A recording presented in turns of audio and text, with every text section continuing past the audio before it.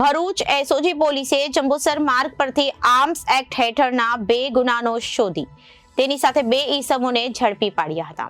પોલીસે તેમની પાસેથી કુલ ₹25,000 ઉપરાંતનો મુદ્દામાલ કબજે કરી કાયદેસરની કાર્યવાહી હાથ ધરી છે.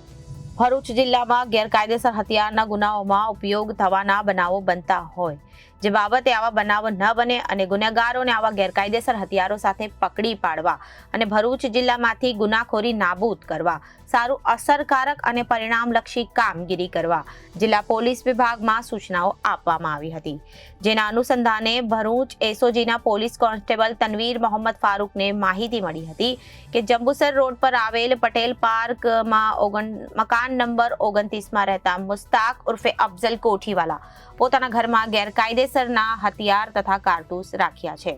આ માહિતીના આધારે પોલીસે તેના મકાનમાં તપાસ કરતા મુસ્તાક ઉર્ફે અફઝલ ઉમરજી કોઠીવાલાને તેના રહેણાંક મકાનમાં અગ્નિશસ્ત્ર હથિયારમાં વપરાતા 12 બોર રાઇફલના જીવતા કારતૂસ નંગ 6 ની કુલ કિંમત 600ના ગેરકાયદેસર રીતે તેના મિત્ર મંસૂર સલીમ પટેલ જે જંબુસરના મકાનમાં રાખતા તેને પકડાઈ ગયા અને જ્યારે આરોપી મંસૂર સલીમ પટેલના ઘરે જઈ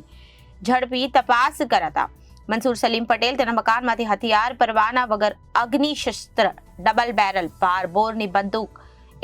જેની કિંમત 25,000ની છે તે સાથે કુલ 25,600ના મુદ્દામાલ સાથે પોલીસે તેને ઝડપી પાડ્યા છે અને કાયદેસરની કાર્યવાહી હાથ ધરી છે. Bureau report Janadesh news Bharuch.